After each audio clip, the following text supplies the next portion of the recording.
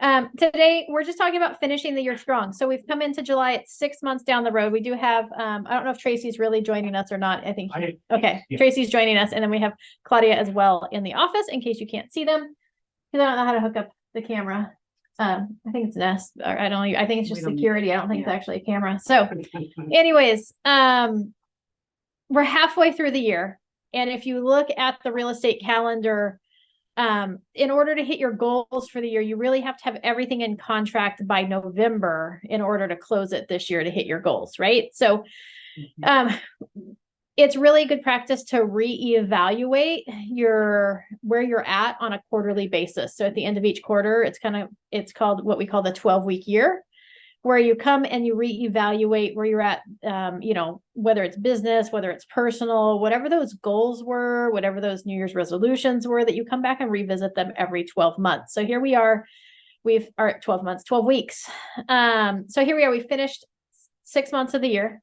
So we're 2 quarters down and we're deep into the beginning of this 3rd quarter. I mean, we're going to blink. It's going to be the end of July. I can't believe it's like the 12th or whatever. We're like halfway through the month. I don't even know what happened. It was like 4th of July yesterday.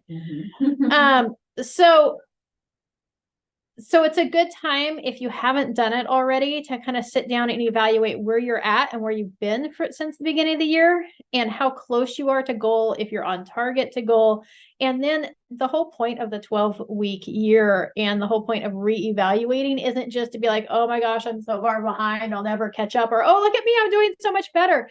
But it's to adjust, right? It's to change trajectory so that you can hit those goals, or to make it so that your goals are more realistic, right? So if you're like, man, I wanted to close 8 transactions this year, and here we are 6 months in the year, and you haven't closed any transactions at this point, we may want to readjust not only what our goal is, but we may need to adjust what we're doing in order to hit that goal. Does that make sense to everybody?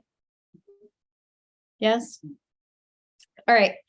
So does anybody want to share with how close they are to their goal, whether they're on target or off target, or? Way off. Way off. Tracy says way off. I mean, according to the thing that I have, it said it was 50% there. Okay. So, I mean. So you're close. I guess. Yeah. It is, Now you say you guess I think so. as if you don't really know your numbers. I don't. All right. So here's a whole nother topic.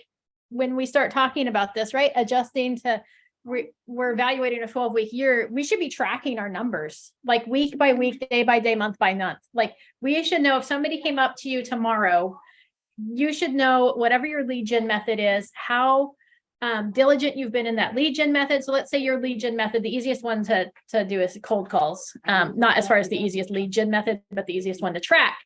So let's say you're supposed to be making calls, and you said, oh, I'm going to make 20 calls a day. You should be tracking each day you work. Number one, how many days did you work this week? Was it 4 or 5, 3? Did you make those 20 calls a day? Out of those 20 calls, how many people answered phone calls? Out of those people that answered phone calls, how many set appointments? Out of those appointments, whatever.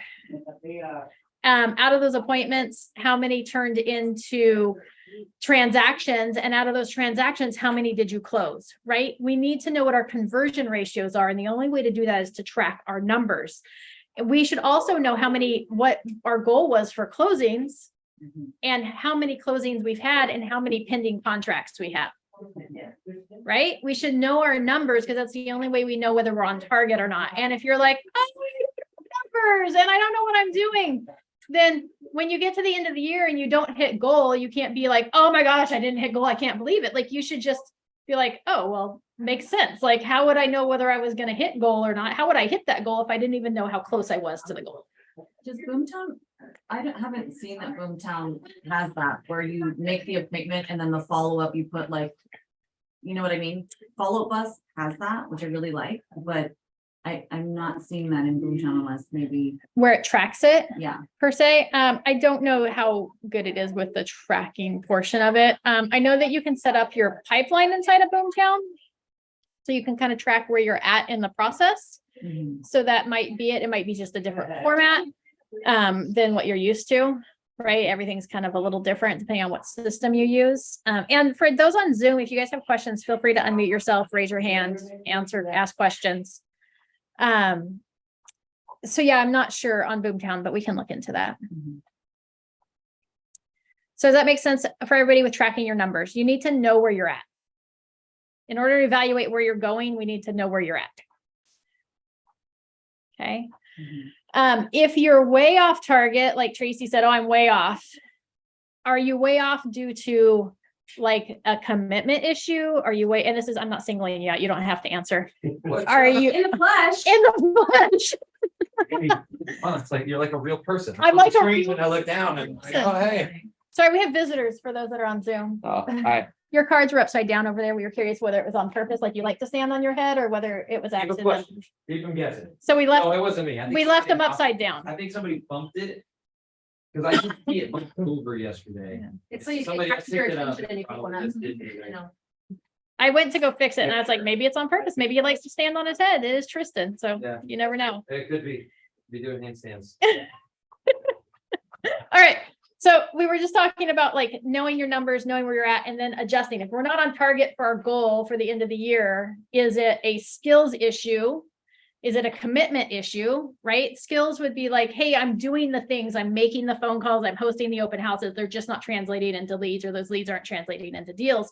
Versus, man, my lead gen method was supposed to be open houses. In the last 6 months, I've hosted 2.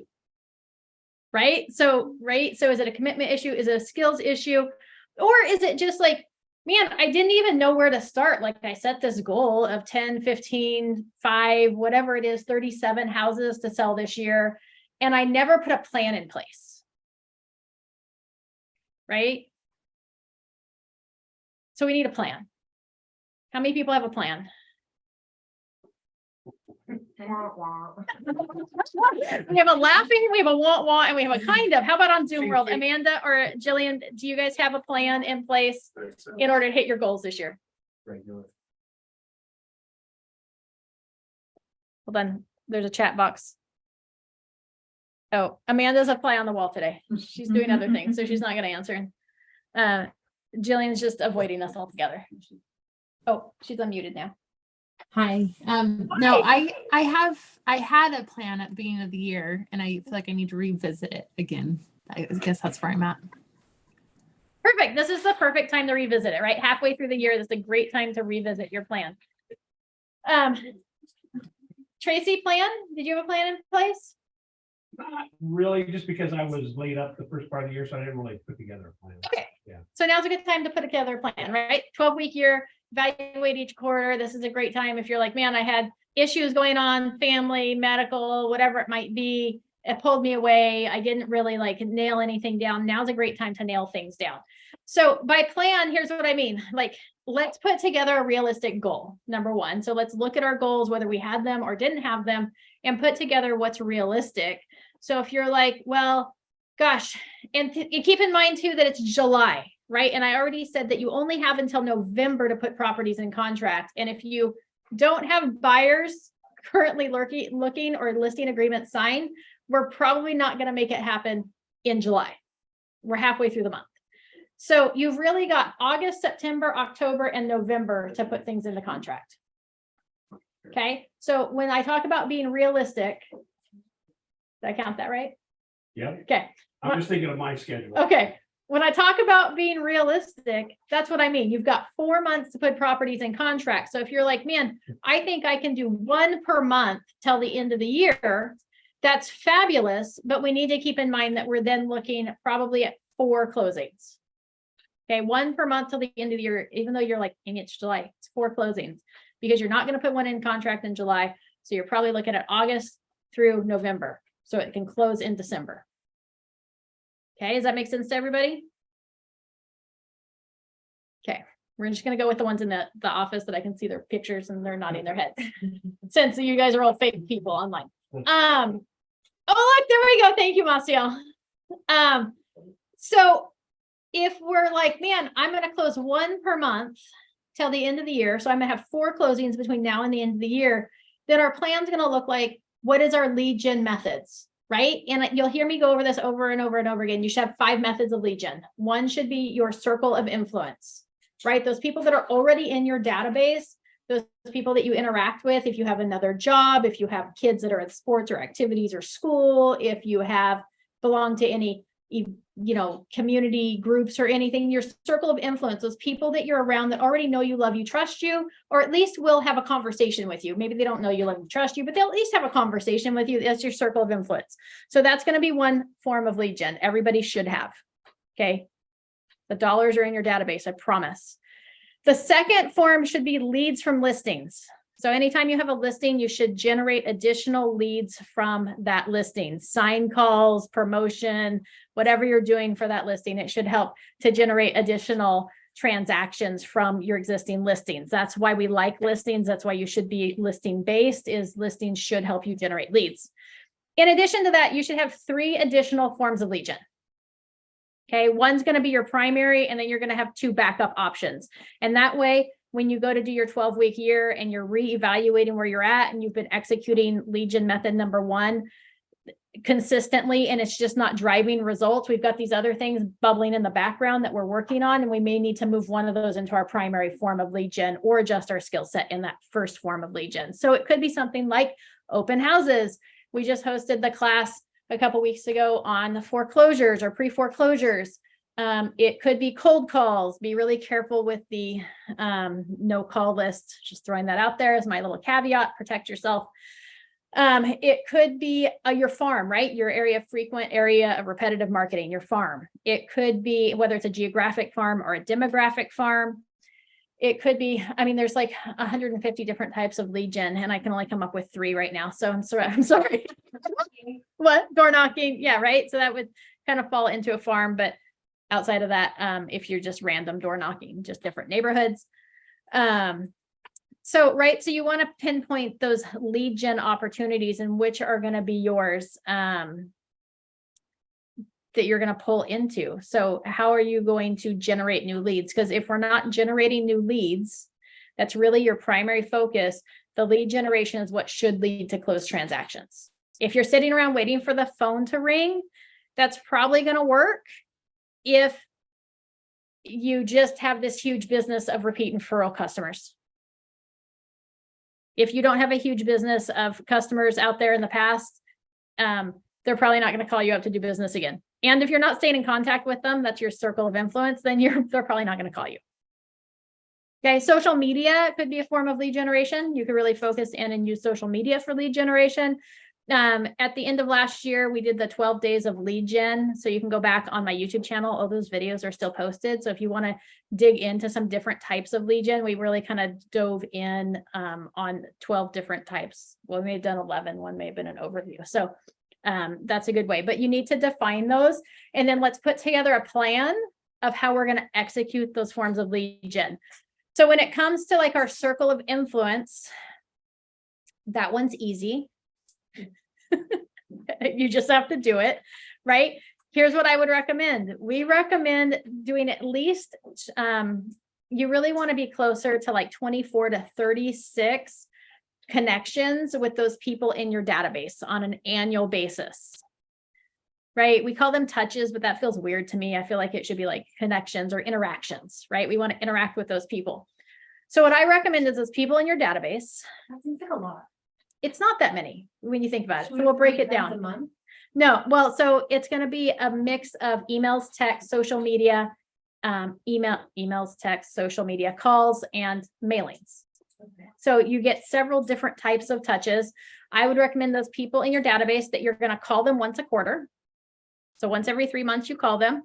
Whether you're using Real Scout or Boomtown, you can set it up as a reoccurring thing. If I had a conversation with somebody today, I can mark it in my calendar to remind me to call them in 3 months. If we called them this month, the next month, we might want to interact with them on social media. We're going to be purposeful on it. We're going to set a reminder on our calendar so that next month, about the same time, it tells me at the beginning of the day that here's the people you're going to interact with on social media. It's going to pop up those names. And then you're going to go on there, you're going to see what they've posted, you're going to comment on one of their posts, you may want to send them a direct message, something to that effect, right? We're going to interact with them in a purposeful way on social media. That's a little different than just my daily everyday scroll and I liked your post. Okay. The next month, I'm going to send them a text message. Right? So once a quarter, everybody's getting a social interaction, a phone call, and a text message from me. And the text message may just be something like, hey, I hope everything's going well. Have a great day. It may be, hey, I was showing properties in your neighborhood today and I was just thinking about you. I hope you're doing well. Right now, I've reminded them that I'm in real estate and checked in with them. I'm building a relationship while reminding them that I'm in real estate. Right? Super simple, easy way to connect with people. If you use a CRM that has text messages, sometimes you can like automate those text messages. I think Boomtown has the ability to do that you can set up a phone number and then set up those automated text messages. So you can set it up as a drip campaign. So you're saying call once per quarter, text once per month, Text once per quarter, social On media top of once. the call? Yeah. So like if, let's say June's the beginning of the third quarter or July, we're in July. July might be, I'm going to call these X number of people. In August, I'm going to social media those people that I called in July and call a new group of people. Mhm. In September, I'm going to text the people that I called in July that I social media'd in August. I'm going to social media the people that I called in August, and I'm going to call a new group of people. And then we're just going to keep that rotation going. So if I called you this month, next month, I'm going to interact with you on social media. And the month after that, I'm going to text you, and then I'm going to call you, interact, text, right? So it just repeats. So that's going to get those 4 phone calls, 1 per quarter, 4 text messages, and 4 social media interactions. Question for you, on your social media, what do you consider like a social media reach out? I would either like go in there and comment on a couple of their posts or even send them a direct message. Something more than like a like. Okay. So that takes care of, if you're contacting them 3 times a quarter for 4 quarters, that's 12 touches in itself. And so far, we're not overwhelming them, right? Yeah. And the whole reason that I like to do the call and then the social media interaction and then the text message is that it warms them up. Then I just texted them. And the next month when I call them, they're probably more likely to answer their phone call. And if you're like, Amy, what would I say to them when I call them? Well, we like to use FORD, right? Family, occupation, recreation, dreams. We're building relationships and having conversations. You might want to go onto their social media, see what they were doing, maybe bring that up, ask how the family is, ask how their work is. Oftentimes, if you ask them how their work is, they're going to ask you how your work is. Great lead into real estate and doing that. And ultimately, your goal is to ask for referrals, right? We're not asking them to necessarily sell their house or to buy another one, but we want to ask, if they know anybody that may be looking to buy, sell, or invest in real estate. This is our sphere. Your sphere. Yep. And you ideally want to text, then social media, then call. That's the order you're saying. Backwards. I was gonna say, I usually start with a phone call, then social media, then text, Okay, and then that's repeat. okay. What's your board thing again? Family, occupation, recreation, dreams. Okay. And I like to call it the Ford sandwich because we open with the Ford, the family, occupation, recreation, dreams. Then we get into the kind of the business part of the phone call. And then we close out rolling back into that relationship and that Ford conversation. Mhm. Okay. If you haven't talked to these people in a while, if you're like, Amy, like I've got people in my sphere I haven't talked to in like 3 years. Don't go into the business side of it. Just call them up and be like, hey, Claudia, I'm so sorry that I haven't touched base with you in so long. That's horrible of me. How are things going? Right? We're just going to ask them how they're doing, just a touch base. It still may lead into, oh, what are you still working at Genentech? Or are you still working at the bakery? Right? And they may be like, oh, what are you doing? Well, I'm selling houses, right? So it may still lead into that. And that's okay to have that if it leads into it naturally. But don't feel like you have to be like, hey, do you know anybody looking to buy, sell, or invest in real estate in that initial phone call? We want to build relationship first. Okay. In addition to the call, the text, and the social media interaction, I would highly recommend setting them up for like a monthly email, a newsletter, a recipe of the month, a whatever it might be, something that they're going to find benefit in, not just here are the homes that are for sale. Like HomeBot? I've heard of HomeBot. I'm not super familiar with it. What was the one that Sonia offered? Well, thank you. Thank you. Same thing. But it's a valuation. Oh, so yeah. So I would do, yes. So if they are in your circle of influence, I would do one email a month that is a newsletter type something, some sort of informational thing that they may want to hold on to. And then I would also do like a monthly neighborhood update.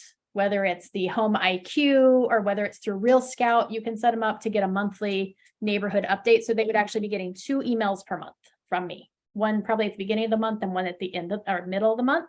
So every couple weeks, one with some content, again, whether it's a recipe or a newsletter or something, and then one with here's your market update for your neighborhood. Even if you didn't sell them the house, you can track down where they live, Mhm. right? Mhm. If they are a renter and potentially a buyer, then it may just be something as simple as here's kind of the homes that are for sale in Vacaville. Or here are the homes that might be for sale in Sassoon or Solano County, right? So it might be something more general if they don't own their home versus if they own their home, give them their specific market update for their neighborhood. So 2 emails a month. So that takes you right there. We're at 36 interactions. So for the newsletter, Yes. can you recommend something that's, that, like, I don't wanna write a newsletter every month. But that's automated, like, I don't want to sit down and write a newsletter every month. Okay. Number one, it doesn't have to be a newsletter. Okay. So it could be something like home tips of the month or whatever. So if you go actually into our One Design Studio, they have like holiday emails and like recipe emails and different things that you could like plug into there and snag out of there and be sending out that you don't have to create. There are some newsletter setups that you can do. I don't know if any free ones off the top of my head, although CAR used to, and when you go to the California Association of Realtors under their marketing, I think it is, there's a marketing tab. I think they actually have a newsletter that they put together that's like a JPEG or whatever that you can plug and play into. That's got some good stuff. So there are some tools out there that you can utilize without having to become a newsletter writer. What do you? Nobody wants to use- do that. What do you use for mass emails? I would just utilize the database, whether it's a Boomtown or whether it's Real Scout, not Real Scout, OneSuite, Follow Up Boss, whatever your CRM is, I would use it just through there. Okay. So that way you're not having to like pull people out and plug people in to something else. Otherwise, I think with MailChimp, there's like a free version or a very inexpensive version that allows you to do it through there as well. Okay. Oh, on that note, kind of, how do you mass email agents? You know, we always get emails for like, I'm having an open house this weekend. How do you pull all the email addresses? So usually if you look at the email that you get from those agents, if you scroll all the way to the bottom and look at the fine print, it usually will tell you what program they use to do it. There are Zip Your Flyer, I think is one of them, where you can send out like your property and you can hand select, it's got like agents' emails in their database from different areas. So like if you had a listing and you wanted to market it to agents in San Francisco, you can go there and select San Francisco and it'll tell you what the pool of agents is that it's going to send that flyer out to. Okay. So And the email addresses come from the The company, the the system. mailing company. Mhm. Okay. I mean, you can go in the MLS and you can extract email addresses as well. So you could set up your own agent database, but they've got systems in place to handle those as well. Okay. You can, I'm done. All right, so we're gonna call them once a quarter for 4 times a year. We're gonna text them 4 times a year. We're gonna interact with them on social media 4 times a year. Probably gonna send out 2 emails a month for a total of 24 emails. And I would recommend going above and beyond that, especially for your inner circle of your sphere of influence, that circle of influence, those people that are like your cheerleaders, your rah-rah, or those that you're kind of like moving into that inner circle, where I would probably drop something off on their doorstep once a quarter as well, or get them something in the mail.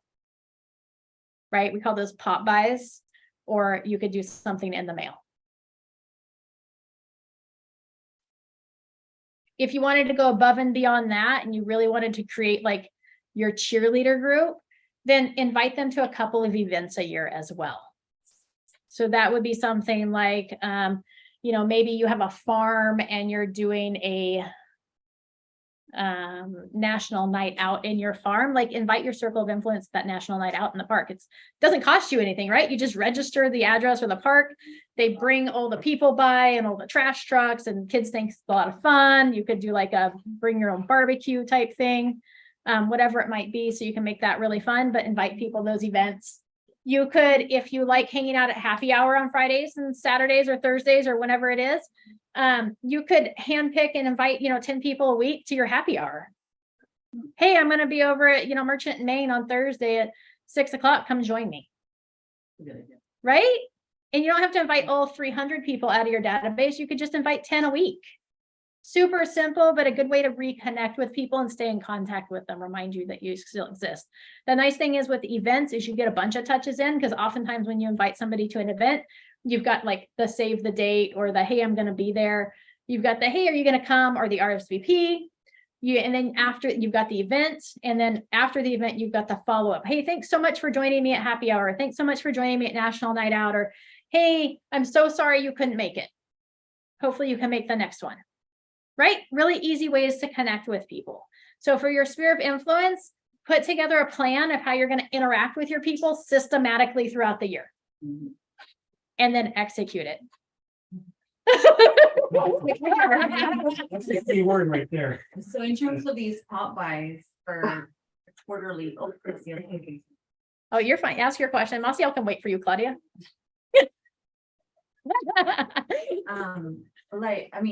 Cost efficient wise, like what are we dropping off? All right. So one of my favorite ones that we did, which I really thought was stupid when I first started doing it, was we went to the Dollar Tree and picked up wrapping paper in December.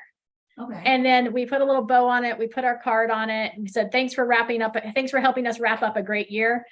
And I thought it was really stupid because I was like, this is like I'm a wrapping paper person. So I have like my 2 rolls of wrapping paper that I use each year. And that's all I wrap my presents in. I don't wrap it in anything else. And I'm like, why? This is like cheap, crappy paper from Dollar Tree. Mhm. And then I kind of procrastinated a little bit on finishing that pop by. Like we had everything at the beginning of the month. And by the time I was dropping it off, it was like the week before Christmas. And I was like, this is so stupid, but I got to get rid of these stupid rolls of wrapping paper. And so I was knocking on people's doors and just be like, hey, I just wanted to wish you happy holidays. And they're like, oh my gosh, you just saved me a trip to the store because I just ran out of wrapping paper. I don't know how many times I heard that. So people really liked it. It was just a really easy touch point. You can knock on their door. You can just leave it on their porch, but like, $1, $2, like not anything very expensive. We did 1 year around Thanksgiving. We did the little pie pumpkins.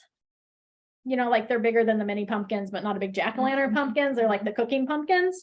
And we dropped those off with a so thankful that you're our client or something like that. It had a cute little tag. You can find, if you're looking for tag ideas, Etsy has, if you look up realtor pop buys, it'll have all sorts of tag ideas and gift ideas for you. Stuff that's super simple and easy. We did oranges for something 1 year. We collected them all off my tree, so they were free. Oh, nice. I was trying to think what we did. Maybe we did like a potpourri or something. I think we did like a little jar for like cinnamon sticks and oranges and stuff to I make did like potpourri. I had that where people were giving away lemons and oranges. That's it, like around January. Yeah, And so I did like a New Year's basket, because like oranges, in Mhm. Chinese culture are for the new year. yeah. So I did like lemons and oranges in little baskets and then Oh, just that's cute. the people. I like it. So yeah, so it doesn't have to be super expensive. We're not talking like $10-15 per person. We're talking like, our goal was to keep it like closer to 2 and maybe 4 at the max. Mm. We're cheap.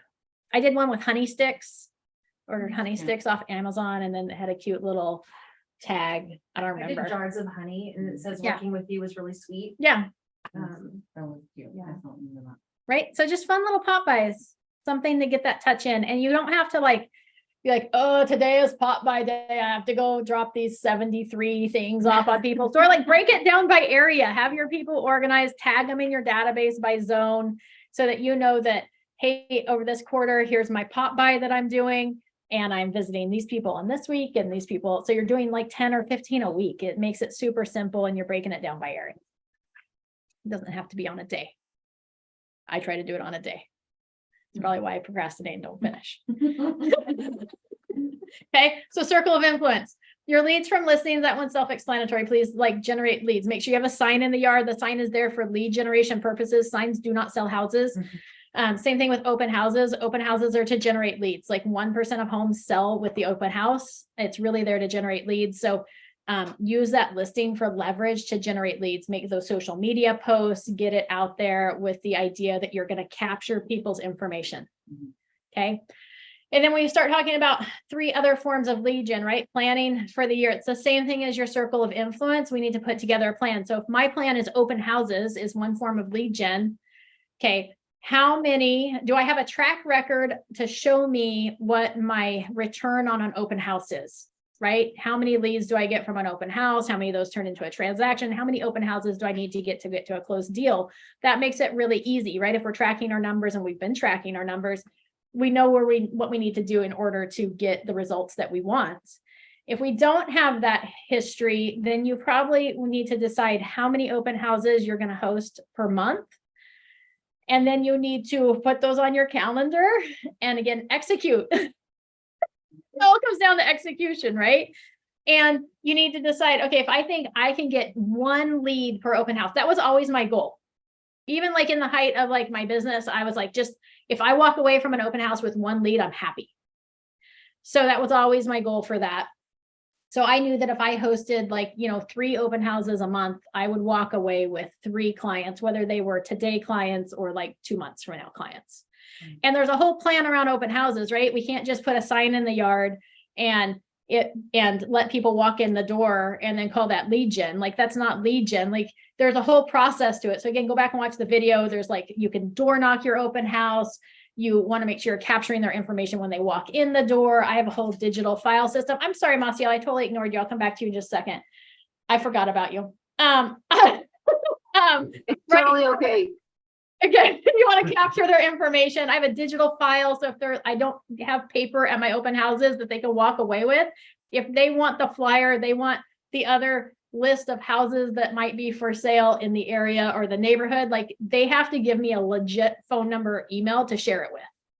Okay. Right. And then I'm going to send them a thank you text message at the end of the open house. And I'm going to put them in my database, and I'm going to follow up with them just like I would anybody else. Right. So every lead gen form needs to have a system and process around it that you can repeat and that you can execute. Maciel, what was your question with regards to, I think it was circle of influence? It was not a question. I was just gonna say, because you said the follow-up, and I was like, yeah, that's the hardest thing to do, follow-up. The follow-up. The money's in the follow-up. The funds are in the follow-up. Yeah. Right. A lot of people, like even those that are on the Zillow team, a lot of times that first time you talk to that Zillow person, you go show them a property, they're not ready to buy right then. They're interested, something piqued their interest, but they're not ready to pull the trigger and write an offer for the most part on that first showing. Like it might take 2 months or 3 months, or it might be a week before they decide that the time is right to buy. And we need to be in contact with them and following up with them and touching them and reaching out to them, those interactions on a regular basis, so that when they decide that, okay, I think now's the time, they don't go back on Zillow and click somebody else, that they come back to you, right? That's our goal. So even with those open house leads, like they may be going through 5 or 6 open houses and interacting with 5 or 6 other agents that weekend. But I want them to know that, hey, I'm going to work hard for you. I'm going to contact you. I'm going to reach out to you. Even if you don't respond to me, I'm going to still do it incessantly until you decide you're ready to buy a house and you call me to do so. Right? Is the Zillow thing considered one of our spokes of lead gen? Yeah. Zillow, if you are a Zillow agent in the office, or you have some sort of internet leads coming in, that would be a form of lead gen. Absolutely. I mean, that takes a lot of time, energy, and effort all on its own. Internet leads are the hardest. They're the hardest. It's like cold calling. It's hard to build relationships with people that clicked on a button to be connected with an agent, right? What's stopping them from clicking on the button on realtor.com and clicking on the button, right? It's hard to get that loyalty from those people. And so you have to try just as hard. And so for those people outside of our circle of influence, right? We talked about like, hey, your circle of influence, you should be interacting with them at a minimum, like 24 times a year, but really closer to 36 plus times per year. With those cold leads, those people that maybe, we host an open house and we get a stack of, 7 or 8 people that pass through our open house, and maybe one turns into a solid lead. But what do you do with those other people? Like we do what we call like a 19 to connect on those. We're trying to get them to respond to us. Okay. Those circle of influence people, the way that I describe it is like, you've got your zoo animals and you've got your puppy dog, right? Your zoo animals, you've captured them. but they're probably not going to come when called, and they may try to eat you. Okay. And your puppy dog, it's going to come, like you call it, it's going to be like, oh, what do you want? Right. So our circle of influence, or those people that we call them or text them, they know who we are. They're probably going to respond. They're going to pick up the phone call. Right. And we want to put more time and energy and effort into those people, because the money's in those people that already know us, love us, and trust us. But we need to be generating new leads and putting those into our database and winning those people over. So those are those zoo animals, and we need to take those zoo animals and we need to turn them into puppy dogs. So how do you do that? Right. So I usually recommend, like, for a new lead that comes into my database, if it came in through like an open house or somewhere like that, where it wasn't like a sign call. So I haven't had a real conversation with them outside of capturing their information, or if it's an internet lead or whatever it might be, that I'm going to reach out to them over that next week after I get that lead, probably almost every day, trying to get them to respond to me, because I know that the faster I can get them to respond, the more likely we are to build that relationship.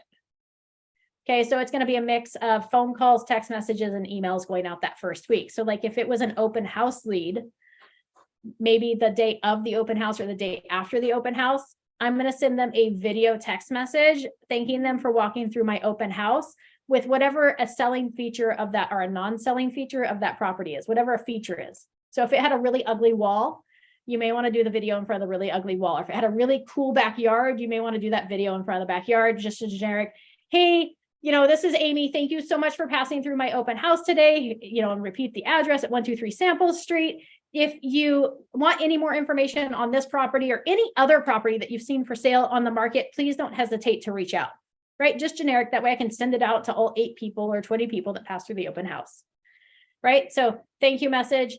The next day I may, send them a text message or a phone call, just looking to touch base with them. Hey, just checking in.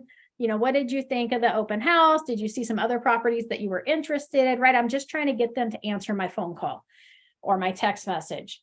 The next day I may set them up for a property search, right? And shoot them out that email from the property search. So if I know from a conversation kind of what they were looking for, it would be based on that conversation. If I don't know what they're looking for, because I didn't really have an in-depth conversation with them, then it may just be like, hey, well, they were looking in the Foxborough area. So I'm going to send them all the properties for sale kind of in that similar price range in that area, right? So I'm going to send them off and shoot them off that email. The next day I may send them a text message and say, hey, Maciel, just touching base. I set you up on a property search so you'd be kept up to date of properties that come on the market as they come on the market.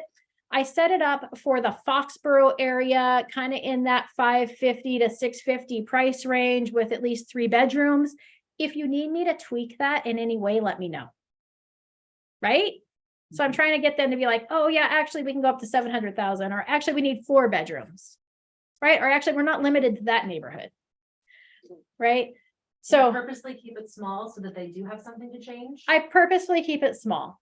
Because I normally would do like the bedrooms and price in Vacaville, that are similar to the open house they came to. And you could do I all of kinda that. like that you kept it small on purpose, because then it does have it gives them a reason to. Yeah. And you can be like, hey, if you want me to enlarge the area, or just let me know. Right. So now we're on like day 4 of the week. Day 5, I may like send them over a text message. Hey, just checking in. I can't remember if you said you were pre-approved, not, or if you were doing a cash purchase. Do you need a recommendation to a local lender?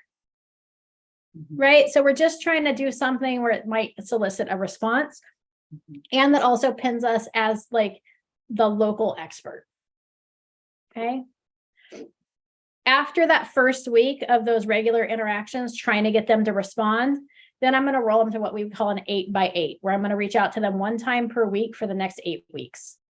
Again, we're just trying to get them to respond to us.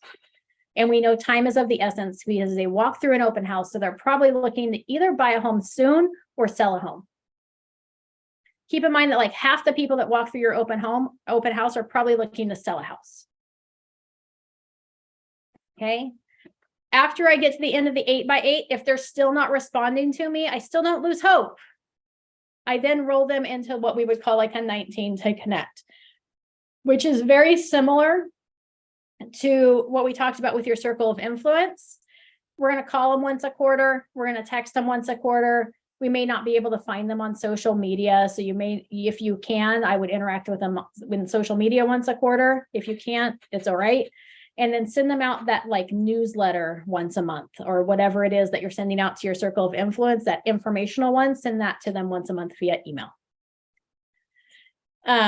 If they're on a property drip, that's just bonus touches. And they should all be on a property drip. Okay, and I adjust my property drip based on what I know to be their urgency in purchasing. So if I had a conversation with them and I knew that they were thinking a couple months down the road, I probably wouldn't set it up to like send them properties ASAP. It would probably be like once a day or once a week, just to keep them updated of what's coming on the market. I don't want them to start ignoring those. Versus if they're looking for properties now, then as soon as something comes on the market, I want them to get that email. Okay, so does this make sense on how we need to have systems and processes in place so that we can finish the year strong with those lead gen methods? Mhm. Yes. Questions? I've had a few people unsubscribe Uh-huh. like within like a couple days. Okay. And I guess maybe I didn't notice it before because, or I don't know, maybe I noticed it more with Boomtown, but previous, when I was using Follow Up Boss, I just basically copied and pasted the same campaign for a long-term buyer drip. Uh-huh. And I feel like people are blocking me left and right, like, That's weird, because I feel like with Follow Up Boss, I get more responses than I ever thought. So- And it's those emails that go out that just say like, hey, are you finding properties? Right. They're so simple. Yeah, simple. And then people will respond like, So- oh, hey, I did, like, I don't know if it's the format of Follow Up Boss, I'm sorry, of Boomtown that makes it Boomtown. look so like computerized versus Follow Up Boss where the email looks like it's coming from me. It You could know. be, and it could be, so did you switch all of your people from Follow Up Boss to Boomtown? I'm only doing my new. Your new people in all- Boomtown? all yeah. my leads are getting both. They work for a minute, so that's. I'm what not saying that's bad. I was just gonna say that maybe they thought, it looked one way and then it changed, so maybe they thought it was more spammy or something. I do feel Um, like it's more spam. It could look more spammy, so you may need to figure out how to like tweak or change it a little bit, or it could just be that the unsubscribe button's a lot more obvious or a lot easier to unsubscribe from Mhm. on one versus the other. So if you're not sending them to yourself, make sure that you're getting them yourself. Mhm. And then kind of look at them side by side and try to figure out what the difference was. Or even, it's okay, somebody unsubscribes. It's okay to call them up and be like, hey, Claudia, this is Amy. I noticed that you unsubscribed from my emails. Was it just not like good information for you? Was it accidental? Right? So it's okay to ask, like, why did you unsubscribe? Mhm. I'd like to know so I can tweak it and provide you with more valuable information moving forward. Mhm. Right. I did a voice message and apologize to someone that I had a really good conversation with at an open house, super sweet, and then she like ghosted me. I'm like, "Oh, I thought we were friends. You're like, You hurt my feelings. I know, yeah, so, but I felt bad because it felt spammy when I looked at what she was receiving. I'm like, this doesn't look real. Yeah, and that's one of the reasons that I like setting up the property searches in one engine or the market updates versus like my newsletters is now they've got two things they have to unsubscribe to. So if they decide that they don't like my market updates and they've unsubscribed from that, they're still getting my other stuff, right? So like I may send out property searches or market updates through Real Scout and then send out all my other stuff through Boomtown. And then that way, if they unsubscribe from one, they haven't unsubscribed from both. What's your take on cold calling? Cold calling can be really successful. With all the stuff on the do not call list, you do want to make sure that whatever list you're getting is scrubbed against the do not call list because there's been several lawsuits filed recently against those. And if somebody, they pick up the phone and they're like, put me on your do not call list, please don't call them again. But it can be really, I actually started my career in lending, making cold calls, and we used to get people's social security numbers over the phone the first conversation that we had with them. Like their agents abandon them and they're thinking about moving and they may not even know where to look, or they may be hesitant to want to tell their friends that they're thinking about maybe buying a house or selling their house. Maybe they don't want to hurt their friends' feelings because they're going to move out of state, or maybe they don't want their friends in their business, so they kind of want to do it stealthy. So they don't know how to ask for referrals. So, you making the phone call could be like, oh my gosh, yeah, we were actually just thinking about selling our house or buying a house, or we heard the market's horrible, right? So there's no wrong way to lead gen.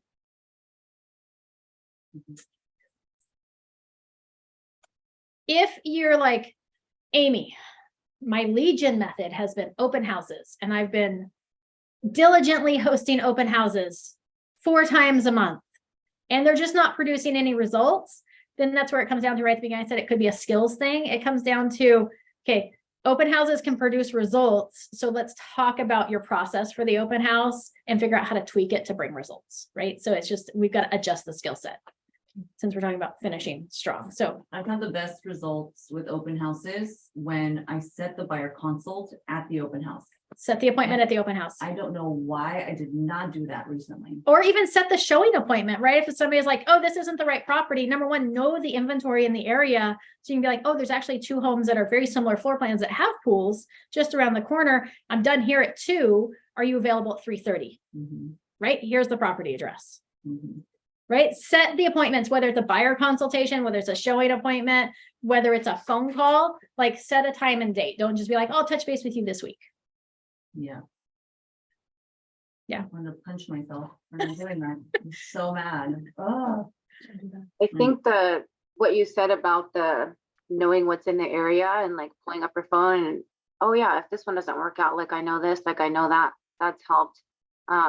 When I did Claudia's listing on Ruby, I have like a few people from that one that's what I did because I knew my listing was coming up soon. So I'm like, if this one's too big for you, or like this one's not the Yeah. one, like I have another one, and a few of them were like, oh yeah, if can you send me other listings, not just yours, like other ones also? And I'm like, yeah, sure, of course. And so that helped. Yeah. So anytime I host an open house, I've got a digital file that has all the flyers, the information, any disclosures that property may have. It's all in there, along with, I think about, okay, well, if somebody doesn't want this house, why would they not want it? Is it on the small side? Is it on the large side? Is it missing a pool? Is the yard small? Okay, well, they may want a house with a bigger lot, or they may need 4 bedrooms and this one only has 3 bedrooms. And I go in there like the Friday before the open house and I print up those lists of homes out of the MLS Mhm. that are available that may have those qualities. So somebody walks through and they're like, oh yeah, unfortunately we need 4 bedrooms. You can be like, oh, I've got a list of all the 4 bedrooms homes in Vacaville that are for sale right now. Would you like me to send that to you? Right? I have all the homes in Vacaville with a pool. Would you like that? Right. That's like when you ask like what flyer I print, I print that versus a flyer on the house. I'm like, Do you print it or do you email it to them? I usually have a 1 copy in the house that says house copy on it, and then 1 copy in my digital folder that I can send them. Mhm. That way you get their contact info right away, right? And enter their number on your phone. Yeah, that way I actually get their legit contact information, because I do make everybody sign in to my open houses as well, but sometimes they fail to provide accurate information. Do you use Jotform? I do not. I've always used a paper form, because then I can take that paper after they sign in and I can make notes about our conversation or describe what that couple looked like or whatever, so that I can remember when I go to contact them later. However, I don't remember if it was Maciel or Anastasia. Somebody used, I think it was Jotform, and then made a QR code for it, and then put the QR code on the sign-in table and had everybody. Claudia. scan. Was it Claudia? Definitely Oh, me. it was Claudia. I was like, it was somebody. Mhm. Claudia's never on my trainings. It was Okay. Claudia. And then you, Talented like that. yeah, to scan the QR code to do the sign in so that they're not using your electronics. That's always my issue, is I don't want them touching my stuff. No. Not at all. But. I have issues. So who's to say after you give them that list that they say, oh, okay, great, I'll contact my realtor and have them show me these. Well, then they actually have a realtor, so I don't really care. But other than that, I've got their information so I can plug them in and follow What up. if they say, can I just take a picture of it, That, the list? well, you can't prevent them from taking a picture. I don't think I've ever had anybody be like, I'll just take a picture. I've been like, oh, you want me to send that list to you? They're like, So yes. The good thing that I noticed about Jotform, so the phone number, I don't think, but the email, it won't let them put in a fake email. It'll say invalid email. They can skip through questions if they don't know. Or if you cannot fill it out, but it prompts you to do it. So if they can't put in fake info. So at least that's good, but the hard part was remembering who they were Her, after. I was yeah. just like, damn it, because I usually like paper too. Yeah. But So, I used to use one called Open Home. It's an app. uh-huh, And then they would put in their information. And then at the end of the open house, it will email you an Excel spreadsheet of the leads. all the leads. Yeah, And I but again, then they're touching your stuff. I had an iPad with a keyboard. so Yeah. just let me do that. And I think Boomtown has a open house registration you can set up, and One Suite has a registration form that you can set up where it logs straight into your database, which is kind of nice. You can set it up to tag. And I think you could still do that QR code. You could create a QR code for that sign-in sheet, no matter where you ended up creating it. But I did like that QR code, although I do like the half sheets of paper, because again, I like making those notes. Mhm. What other questions you'll have? So past clients, those you would put those in your sphere, Uh-huh. so that still goes there. Your farm, that's a separate leg. That's a separate leg of lead gen. So you'd want to put together systems and processes for that. And, you know, again, that farm, it's the whole idea of it is the frequent area of repetitive marketing. So if it's not frequent and it's not repetitive, then you probably should call it something else. Not cost efficient. Not effective. No. And remember, for most people, it takes like at least 8 interactions with them to get them to want to interact with you. So when you talk about like a farm or cold leads or whatever, that's why we do that, like that first week, like every day. And then each time after that's like once a week for 8 weeks, is we're trying to get those 8 to 12 interactions with them to solidify that we know what we're doing and they want to do business with us. Mhm. Right. And same thing with a farm. That's why it's the frequent area of repetitive marketing. Like, Well, that's what that stands for. yeah, I didn't know. I You just Me made neither. that. I'm about to write it down too. do this before. Yeah, I used to think, oh, it's a farm because, you know, you water it, you're planting seeds and eventually they'll grow into something. No, it's frequent area of repetitive marketing. I know, mind blown. Ah, I learned that from Pamela Radley like 5 years ago. I was Oh, like, it actually stands for something. I know. Yeah. right? Anyways, so you're gonna go ideally you're door knocking your farm. So you're knocking on those doors, trying to get people to answer. But even if you had, 100 doors that you're knocking on, you may only get 10 to actually answer. And hopefully you're leaving something behind on the ones that don't answer. So, you're going to build relationships with those people that actually answer faster. So we've got to figure out, number one, how to leave something behind that they want to hold on to, that they don't want to just throw in the trash. And then number two, how to get them to want to interact with us. So like Anastasia is doing a shred event in her farm. So she's got the shred company coming out. She's advertised it to the farm where they can bring older sensitive documents. They'll shred it right there on the spot for them at no cost to the homeowners. And then she's doing, in August, she's doing like a neighborhood garage sale, right? So think about things that's going to bring value to the neighborhood, that's going to want people to interact. And it may be like, oh, well, next month we're going to donate, canned food, because canned food drives happen all the time in the winter, but nobody thinks about the canned food drives come summertime when they still need food. So let's do a canned food drive. So let's have people register to come have me pick up food. They've got to put their name, email, phone number, and address, and I'm going to advertise it on a flyer in my farm. Or maybe I'm passing out information. One of my mentees a long time ago had this great idea of coming up with like a coupon, like visiting the local businesses and partnering with them for a coupon. And I said, well, why don't you do it like a business card size and make it good for like more than one visit? So if they hold on to it, maybe they get punched or whatever, maybe it's good for the whole month of January, so they don't have to get rid of it. So now they've got a coupon for Pietro's to get a free appetizer or a free soda or whatever it might be, or $1 off their meal. And they get it for the whole month, so they can go back multiple times. So the restaurant's not taking it from them. They get to hold on to it. It's got your information on one side, the coupon on the other side, or something fun like that, right? Something that people are going to want to hang on to and keep, that they're going to stick in their wallet so they can find it later. Like the football stuff. Yeah. So, I Yep. guess, per se, but Well, you're you- not charging them. Yeah. What do you think about refrigerator magnets? Refrigerator magnets are hard because there's so many refrigerators now that aren't magnetic on the front and they're encased in cabinets. Do I think they're a horrible idea? No, because usually like the stove or something else might be magnetic.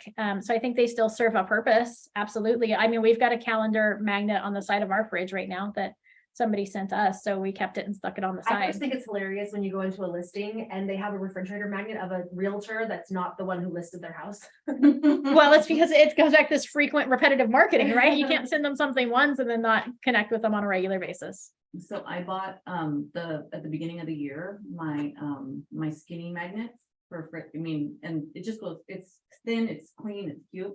But I mailed it to all my people from my previous, I think, did I tell you this? I think I did.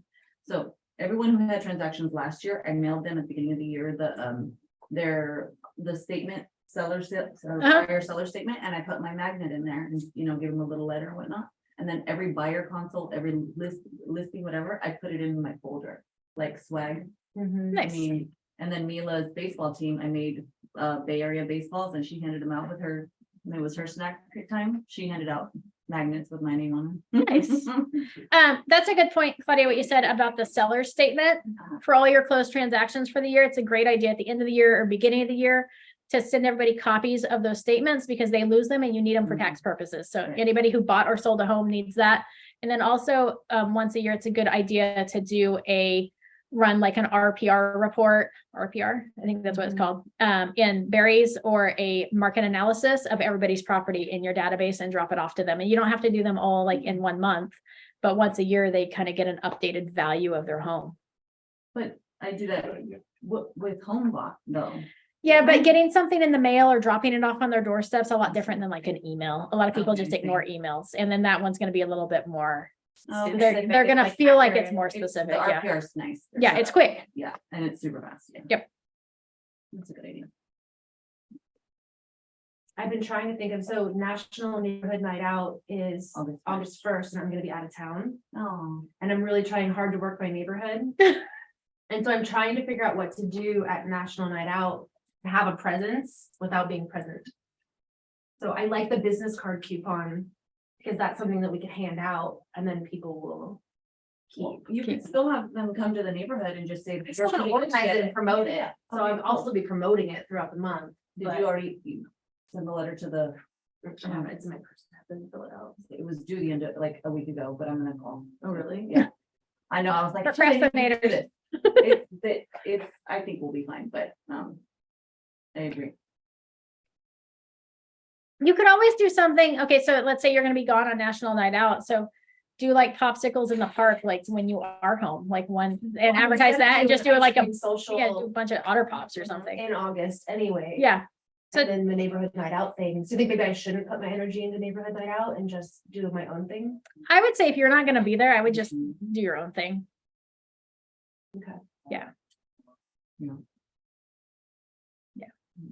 And I was so bummed. Mhm. Well, it's on a Tuesday, So like, if we plan our year in advance, then we make sure that we're here for the important events that we want to participate in, right? So that's so we're going to revisit this come October, because in October, you should really be putting together your plan for 2024, because it's going to take you a month of October to put together that plan, devise it. We've already talked about that if you don't have them in contract by November, they're not closing this year, right? So by November, December, we should begin executing our plan for 2024 so that we start January with those closings that we need in order to hit our goal. So we'll come back and revisit this in October, but part of that is let's like break out a whole year calendar and let's mark down when we're taking our family vacations. Let's mark down what we're doing for lead gen, when we're working, when we're not working. If there's events that we want to participate in, like if our farm is one of our lead gen legs, then, and we want to be there for National Night Out, then we're going to mark that on our calendar to make sure that we don't then plan something on top of it, right? And not saying that business takes precedence, because we're going to tell you to put your family and friend events on that calendar first and then fill in your business events. But that way you've got a plan so that end of July comes, beginning of August, you just look at your August calendar and go, here's what I need to do. Like my farm newsletter is going out the first week of August. So it needed to be on my calendar at the end of July to be designing that newsletter or designing that handout so that it's ready to go. Right. So we can plan our year in advance, and it's not too late to do that now. That's why we're talking about like systems and processes around these lead gen events. Look at the calendar for the end of the year and let's put it on there and then hold ourselves accountable to it. That execution piece again. Execution's the hardest for everybody. I'm going to tell you, it's the hardest for everybody. So don't feel bad if you're like, man, I had a plan and I failed to execute it. Like, Hella plans. yeah. The whole notebook is full of. I read something that said like, we will never be able to execute all of our ideas. So it's like, you know. I'd like to execute just one. I mean, so like, give yourself a little So, break, right, but so that's- because we have so many ideas. So many ideas. And that's why I'm saying, hey, start with your database, right? If we're not connecting with our circle of influence, that should be your number one. Like, get your systems and processes and get consistency in that first. And then we're going to build on those leads from listings. And then we're going to move on to that next form of lead gen. Now, that doesn't mean while we're working on our circle of influence, we don't like have some open houses or we don't post on our social media, which is going to be our lead gen method. We're still like kind of having a little bit of time for those, but we're not really focused on those systems and processes and consistency. Right. And then once we're consistent in one and we've got those systems and processes and we're good at that, then we're going to start adding something else. Makes sense. It's so funny because every time I go to these things, I'm like, I knew all of this, I know, but it's like to bring it to the front of your mind Okay. So and execute. all right, so it's 12:06 now. So now what you need to do is look at your list of stuff that you just took notes on and decide what you're going to implement tomorrow. So what one thing off that list are you going to start with tomorrow, right? And then tomorrow when you implement that, then you're going to go back and look at the list and be like, okay, what am I going to implement on Friday? Right? So just take it one step at a time. Because that's usually what happens. We make all these lists and have all these plans and look at all these things that we want to do. But then we get so overwhelmed with the 50 things that entails, we don't pull the trigger on one. So just start with one.